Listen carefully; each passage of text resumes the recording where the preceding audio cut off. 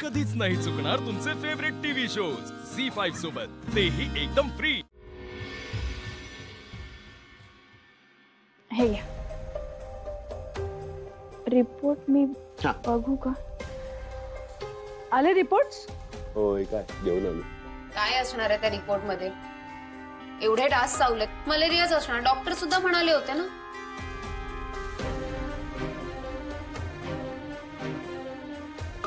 कीर्ती थांब, रिपोर्ट्स आले आहेत ना, बघूया ना आपण, थांब जरा। काकू अगं केवढी थंडी भरून आली होती त्याला, मी सांगते ना मलेरिया आहे।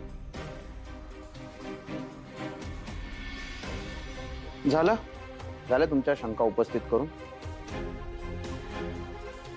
आलेत ना रिपोर्ट? वहिनी, उगाच आपण शिवाला आरोपीच्या पिंजऱ्यात उभं केलं होतं। निगेटिव्ह आहे रिपोर्ट, काहीच नाहीये, नाहीये त्याला मलेरिया। नाही आहे? नाहीये? कसा आहे आता आशू? बरं आहे, आता आराम करतोय।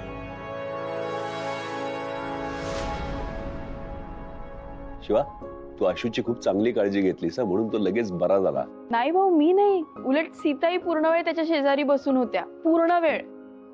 अगं हो, पण तू पण तर काळजी घेतलीस ना, काढा बनवलास, तो दिलास।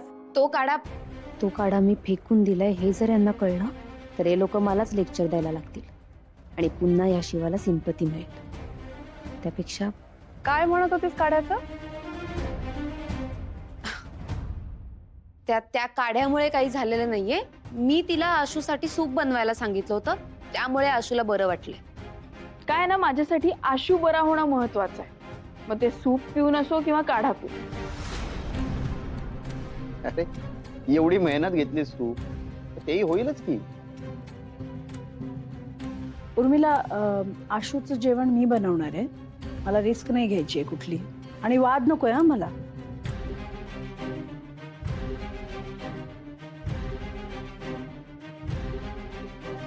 सीताईच जेवण करतील, त्यांना बाकी कुठल्याच कामाचा प्रेशर देऊया नको। जे काही काम असेल ना, तुम्ही मला सांगा, मी तुम्हाला सगळी मदत करते। हा शिवा, कुठल्या मातीची बनली आहेस ग तू? एवढं सगळं आजूबाजूला घडत असताना सुद्धा एवढा समजूतदारपणा येतो कुठून? समजावणाऱ्याचा हात डोक्यावर असेल ना तर सगळं नीट होतं। भाऊ, तुम्ही प्रत्येक गोष्टीवर किती शांतपणे सोल्युशन काढता, तसाच प्रयत्न करते मी, बाकी काही नाही। खरंय, एक न एक दिवस तू तुझ्या आणि सीताच्या नात्यामधल्या अंतरावर सुद्धा तोडगं नक्की काढशील।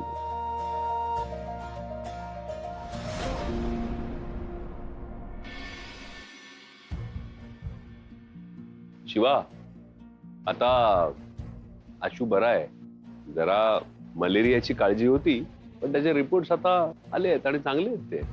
मग आता कसला विचार चाललाय, काय काळजी आहे? भाऊ, मला ना आणखीन एका गोष्टीचं टेन्शन आहे।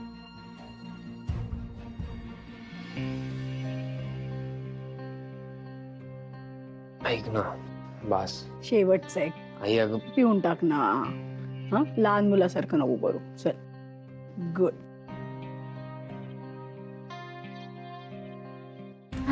चला औषध घेऊन टाकूया। औषध घेणं गरजेचं आहे का? बरं व्हायचं नाहीये लवकर? मला गोळ्या नाही घ्यायच्या।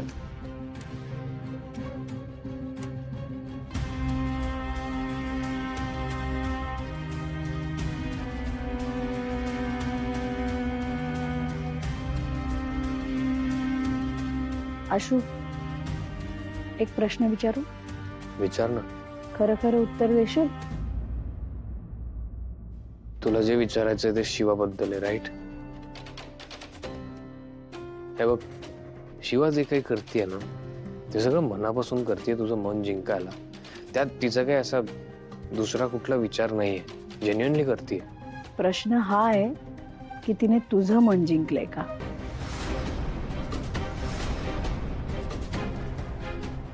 तू शिवाच्या प्रेमात पडलायस का रे?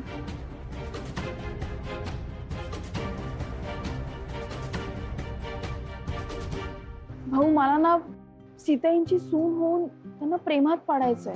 त्यांना आपलंसं करायचंय, त्यांना खुश ठेवायचंय. खरंच मी काही करायला गेले ना तर ते बरोबर होतं असं वाटतं आणि सगळं उलट माझ्यावर फिरतं. मला हे सगळे जे प्रॉब्लेम्स आहेत ना ते सगळे बाजूला काढून खरंच त्यांचं मन जिंकायचं. मला कळत नाहीये मी काय करायला पाहिजे.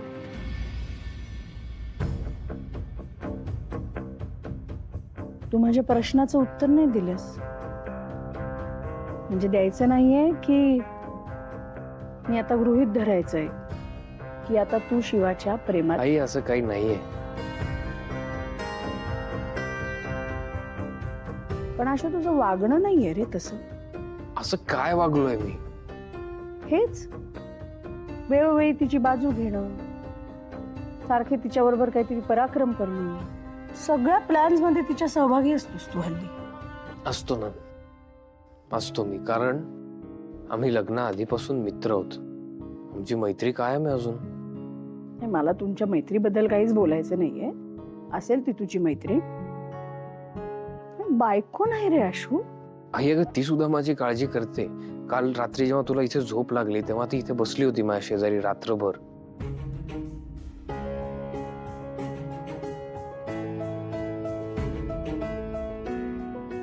पण तुझ्या या आजारपणाला तीच कुठेतरी जबाबदार आहे ना. अरे तू लाख म्हणला असशील, हट्ट केला असशील, पण ती तुला समजावण्यात कमी पडली की नाही. त्यामुळे तू काही बोलूच नकोस माझ्याशी.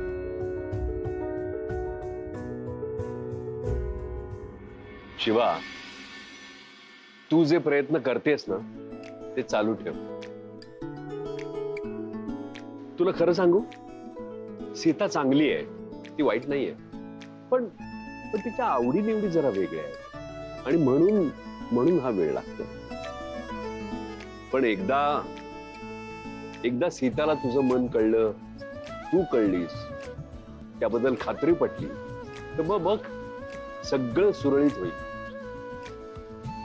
हा, पण त्याला थोडा वेळ द्यावा लागेल.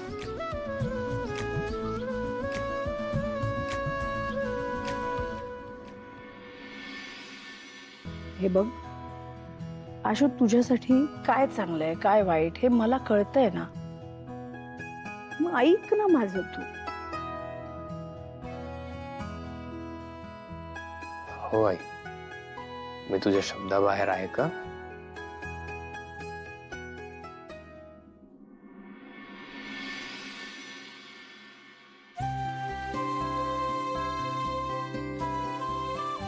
काय करतोय? काम करतोय अगं.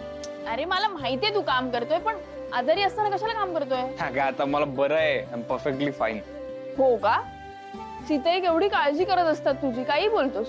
ती उगाच काळजी करते अगं. ए, आई कधीच उगाच काळजी करत नाही. झी5 ॲप डाउनलोड करा आणि पहा सर्व एपिसोड्स एकदम फ्री.